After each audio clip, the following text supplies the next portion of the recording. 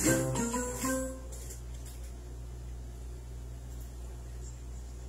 of the Amando P. Amatong Civic Center, College Park, Dipolog City, Zamboanga del Norte, Philippines.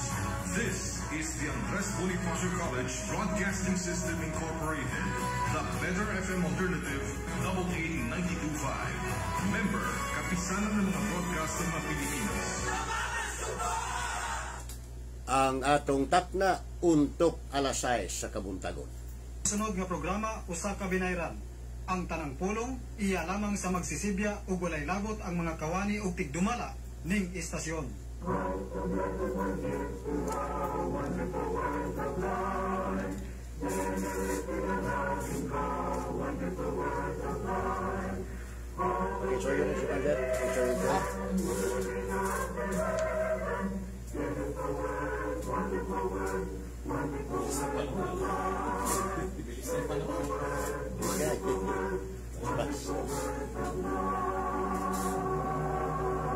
Hello, maayong buntag, magandang umaga po, good morning. Welcome sa atong tulumanon naguluhan og words of life o mga pulong sa kinabuhi. Noon nga ang katuyuan mao ang pagpahibalo sa makamatuoran nga nahipatik sa balaang kasulatan, mao ang paglaban sa kamatuoran ug maupod ang pagyagyag sa mga baka kapagtulunan. Kinsa ang kamatuoran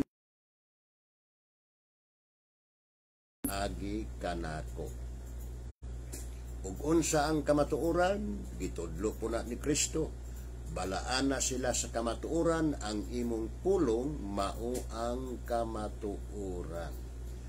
Lamang kining kamatuoran kinahanglan asidaan ang balaang kasulatan nga matud pa. Ang pag-abot sa masupilon pinaagi sa paglihok ni Satanas, pagaubanan sa tanang dautan, tanang kagahom ug bakat nga mga ilhanan ug katingalahan, ug pagaubanan sa tanang dautan nga paglimbong alang kanila nga pagalaglagon tungod kay sila na nagdumili man sa paghigugma sa kamatuoran aron mga luwas unta sila.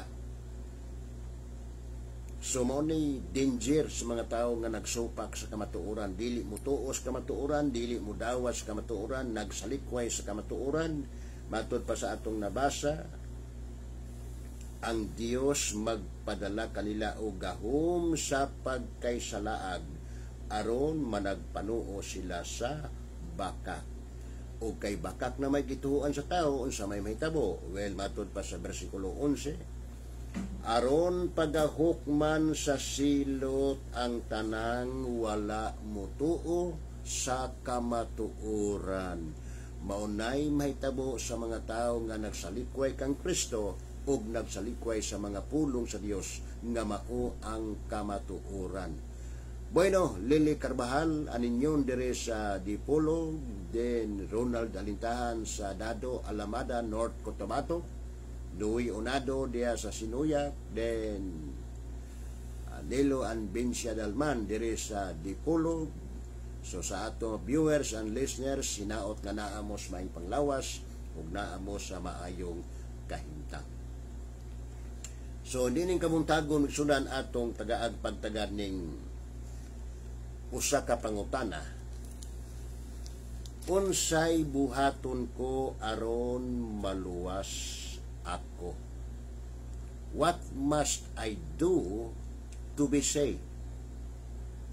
Pangutana ni sunan nga atong tagaag pagtagad og unsay tubag sa gipangutana o unsay tubag sa kining preacher. Kay preacher may gipangutana unsay buhaton sa tao aron siya maluwas. Atong basahon ning bersikulo 25 tama sa unahan, buhat 16 matud pa sa og ang mga bilanggo na nagpatalinghog kanila og sa kalit miabot ang usa ka makusog nga linog nga tungod ni ana nauyog ang mga patukuranan sa bilangguan og diha-diha na abli ang tanang pultahan og nangatangtang ang mga talikala sa matag usa og sa pagmata sa magbabantay sa bilangguan, og sa iyang pagtan-aw nga naabli naman ang mga pultahan sa bilangguan,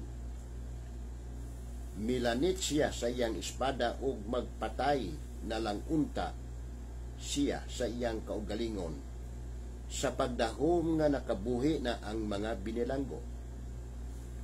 Apan si Pablo misinggit kaniya sa makusog nga tingog nga nagingon, ayaw buhatig dautan ang imong kaugalingon, kay aniara kaming tanan.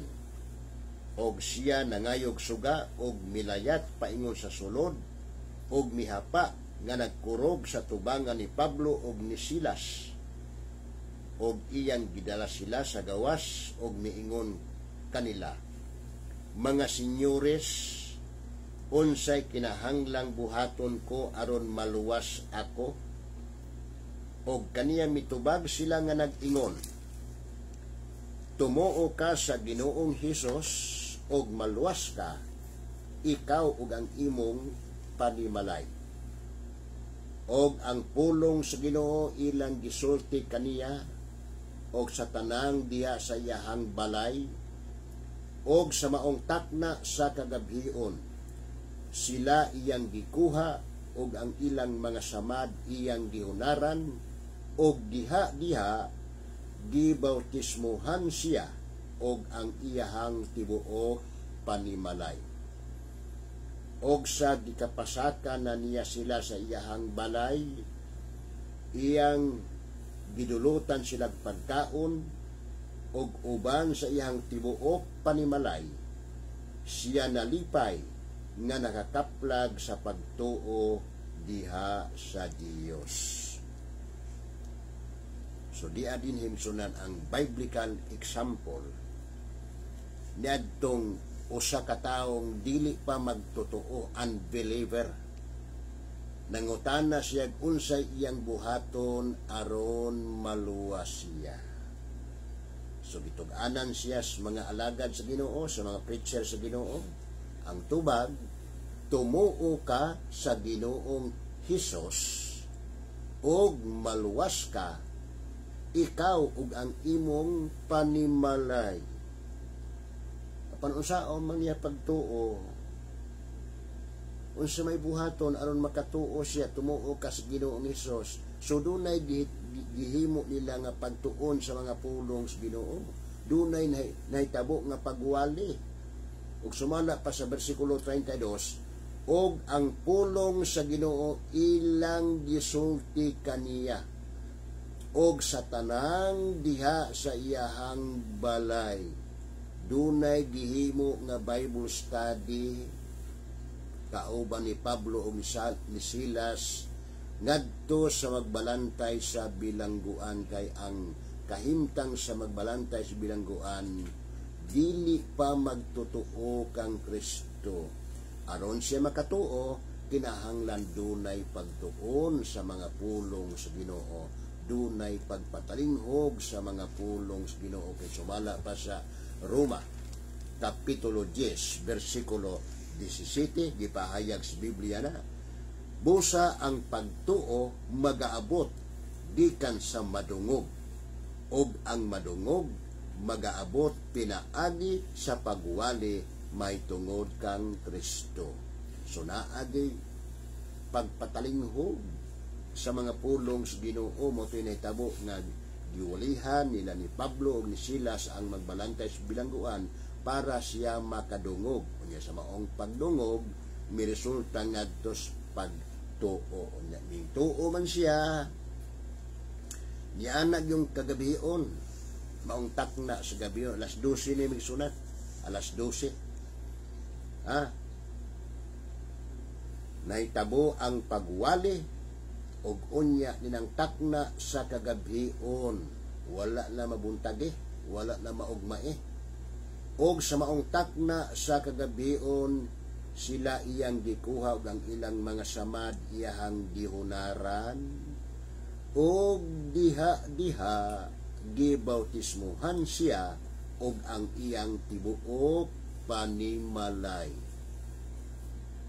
So wala maugma wala mabuntag di magsunan, diha Nganong gikinahanglan nga magpabautismo dayon aron makabot niya ang gitanyag nga kaluwasan kay si Kristo nang mipasalig ang tag-iya sa kaluwasan mao ang mipasalig nga matud pa ni Kristo panlakaw kamo sa tibuok kalibutan og iwali ninyo ang maayong balita ngadto sa tibuok nga kabuhatan ang mutuo og magpabautismo maluwas apan ang dili mutuo pagahukman sa silo.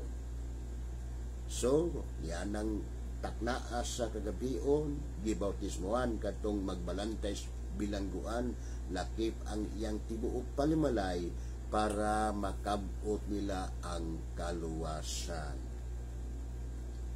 Dinhi ato makita sunan ang biblical example unsay buhaton sa tao aron siya maluwas.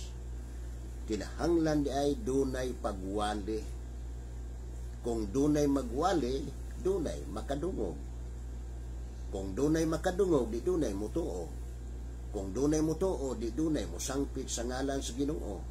Kung dunay musangpit sa ngalan sa Ginoo, di dunay maluwas. Munang giingon ni Pablo sa Roma Kapitulo 10, bisan kinsa nga magasangpit sa ngalan sa Ginoo maluwas. Apan gihimuan na ni Pablo pangutana sa unsa ang paagi nga sila mutuo nga wala man nila hindongge ug unsaon man nila pagkadungog gawas kun dunay magwali ug unsaon pod sa pagpakawali gawas kun sila pinadala. So dinhi ato makita isunan Roma Kapitulo 10 atong basahon ni matod pa sa versikulo 13, kay ang tanan nga mga liya sa ngalan sa Ginoo maluwas. Giklaro na misunan. Ang tanan nga mga liya sa ngalan sa Ginoo maluwas apan gibuhatan pangutanan ni Pablo. Apan unsaon man sa mga tao sa pagpangaliya kanila nga wala nila tuuhi. O unsaon man nila sa pagtuo kaniya nga wala gayud nila hindungge. O unsaon man nila sa pagkadungog kung walay magwawali. O unsaon man sa mga tao sa pagpakawali gawas kung sila pinadala. Ingon sa nahisulat, katahom gayud sa mga tiil sa mga nagawali sa maayong balita. Apan silang tanan wala lang manumbaling sa maayong balita, kay si Isaias nagaingon man, Ginoo, kinsabay nakatuo sa ilang nadungog gikan kanamo, busa ang pagtuo magaabot gikan sa madungog, og ang madungog magaabot pinaagi sa pagwali may tungod kang Kristo. So dinhi ato makita sunan importante do na gayoy pagwali. Kinsay magwali kadtong mga magwawali nga gipadala gikan sa Dios. So mo ni tabo sa taong magbalantay sa bilangguan, nakabot niya ang kaluwasan, human siya magpatalinghog, human siya mingtuo, human po siya nag-inulsol. Nagpakita siya pag-inulsol nga naman kay siya mismo ang naghunad sa mga samad nila ni Pablo. Kung sa mga iyang gigamit sa paghunad, so siyempre, naglaga pa to siya udlot sa bayabas. Aron mo iyang ihunad sa samad nila ni Pablo kay di bunal-bunalan. Bila si Pablo o Silas tungod kay nagwali sila maayong balita may tungod kang Kristo. O niya gibilanggo, wala damha nga anang tung gabi samtang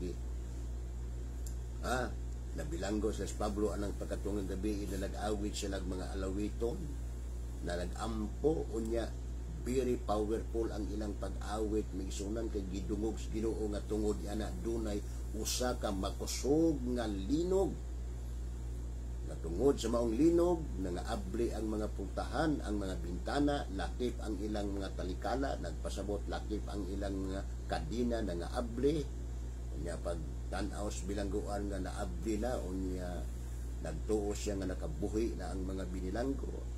So maghikog na lang unta siya ang kaugalingon kay ug ikaw gud mo'y gwardiya sa bilangguan niya nakabuhi ng imong mga piniriso.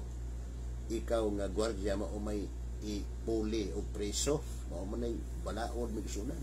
Doon na kay silot nga may tabo. Basta ang imong mga piniriso nga imong gigwardyahan nakabuhi, nakaikyas apan tungod sa maong hitabo, gibadlong siya ni Pablo nga ayaw pagbuhatig dautan ang imong kaugalingon kay ni ara kami dire tanan, okay ra kami tanan. So nagkurog ang magbalantay sa bilangguan at tubangan ni Pablo at tubangan sa mga preachers. Nanangutan na siya, mga senyores, unsay kinahanglang buhaton ko aron maluwas ako.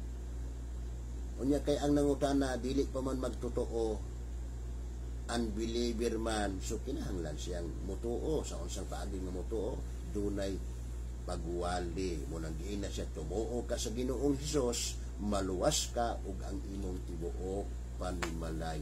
Apan dili kay pagtuora misangko gyud ngadtos pagpabautismo mo nang tungang gabi gibautismohan siya, dakip ang iyang tibuok panimalay. Unya human sa bautismo nalipay siya kanakaplag siya pagtuo gikan sa Dios. So mao na ang may tabo karon migsunan. Kung dunay mangutanag unsay buhaton ko aron maluwas ako, dunay pagwali. Kung ang nangutana dili pa magtotoo, dunay pagwali. Aron ang tao nga nangutana makabaton og pagtuo gikan sa Dios. Unsa may tuhuan? Well, tuhuan nato ang mga pulong sa Ginoo.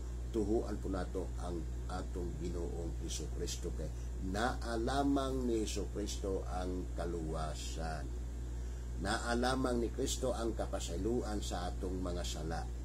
Naalamang kang Kristo ang kinabuhi nga walay katapusan. Naalamang ni Kristo ang dalan, ang kamatuoran. So way lain migsunan, naalamang ni Kristo ang kaluwasan. Busa ang tao kinahanglang mutuo kang Kristo. Human sa pagtuo, simpre maginungsol, magsugid. Human sa pagsugid, mauna migsunan, kinahanglan doon na di pagpabautismo.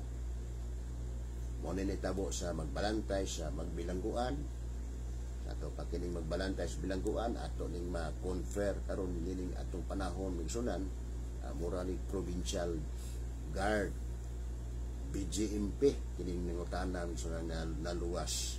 Membro siya sa kining magbalantay sa bilangguan. So kung ikaw usa ka gwardiya sa bilangguan, dili basta-basta migsunan. Dili basta-basta taas-taas ka grado ini.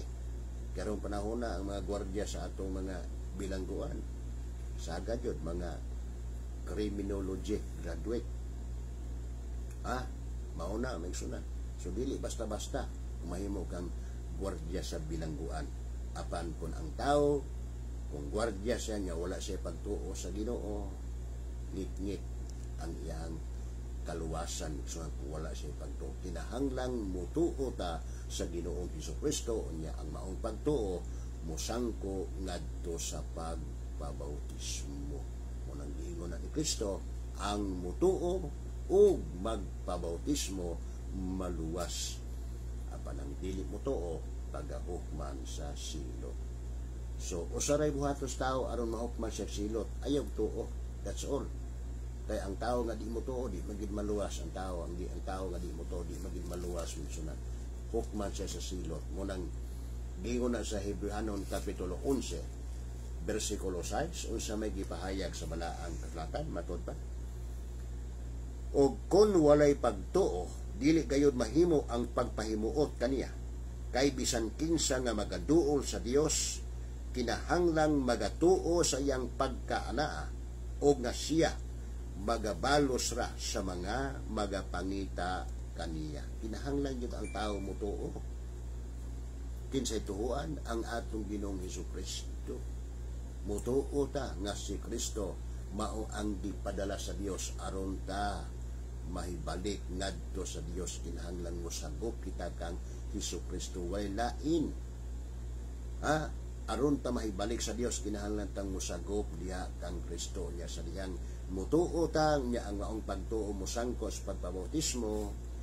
Sumala pas balaag latan ang Dios mo'y magadugang kanato diha sa iglesia nga gitukod ni Kristo.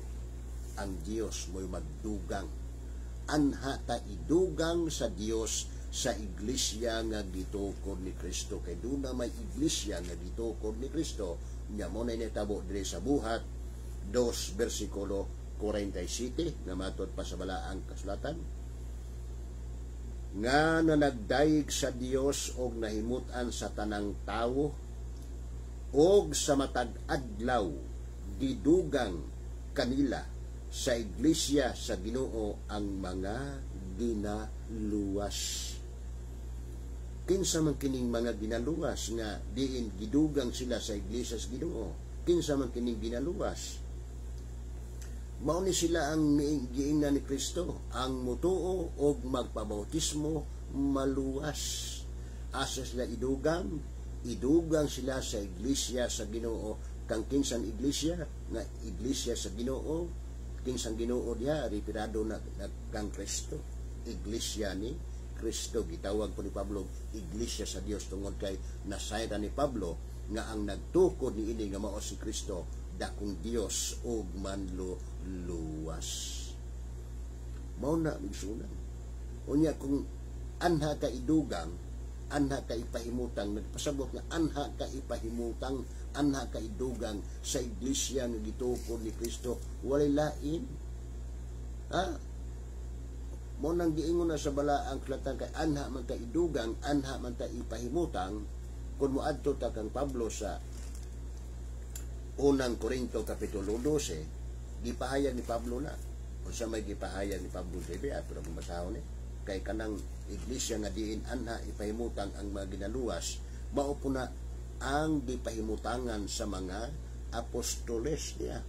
Unang Korinto 12:27 ngadto 28 matod pa sa Biblia. Kamo mao ang lawas ni Kristo og ang matag usa kaninyo bahin niini.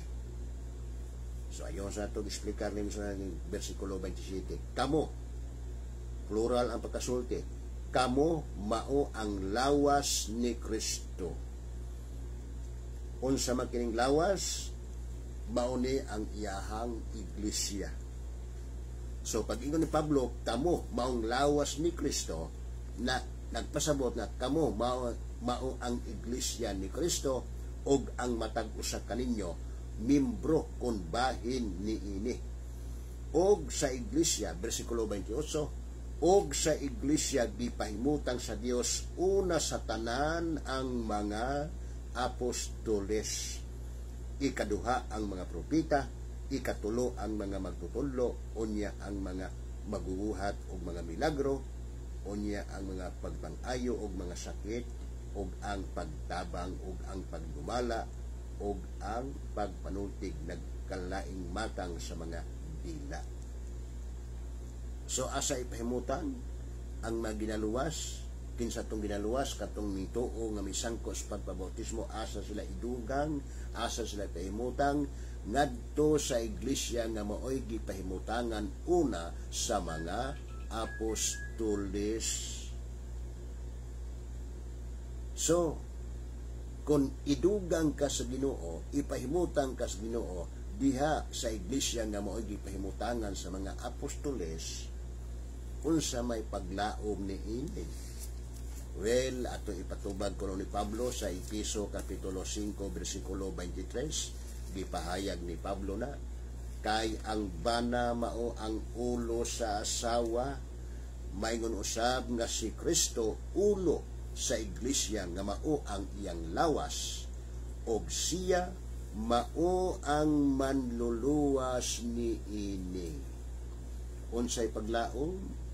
Kung naatag ipahimutang sa Dios, naatag gidugang sa Dios sa iglesia nga gitukod ni Kristo, ang atong paglaom nga kuwaon ni Kristo ang iyang iglesia, luwason ni Kristo ang iyang iglesia gikan sa umalabot nga kadakutan.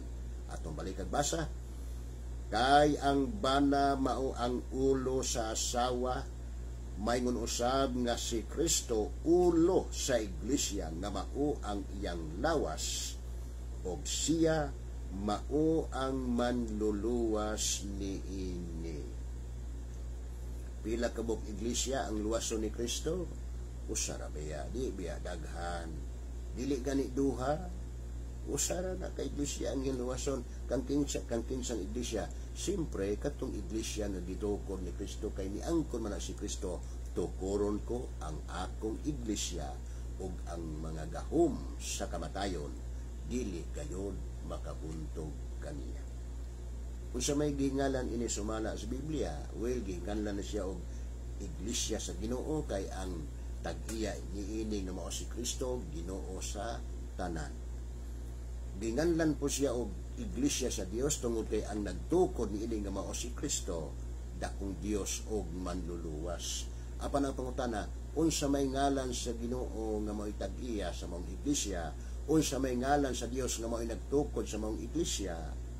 Walay lain, ginganlan na sa ngalan ni Kristo. Busa ang Roma 16 versikulo 16 nagkanayon, pagpangumustahay kamo ang usa sa usa, pinaagi sa balaan nga halok. Ang tanang mga iglesia ni Kristo nangumusta kaninyo. Maunang iglesia ang among napasakupan, o maunang iglesia ang among giwali bisan pa diri sa kahanginan. Bueno, paspas ang atong oras. Kung dunay mga pangutana, dunay mga reaksyon, ipadangat pinaagi sa atong cell number 0912-414-9664 ubin sa atong Messenger Edgardo Parangan Facebook page. Sa ngalan sa Church of Christ, nagtuo nga si Kristo matuod nga Dios. Kini si Edgar Parangan, kauban nato si Justin Parangan, inabagan sa atong pinangga o maabtik nga manager, si Sir Jet Opilap sa Master Control. Manamilit kami sa pag-ingon. Daghang salamat sa inyong pagpaminaw.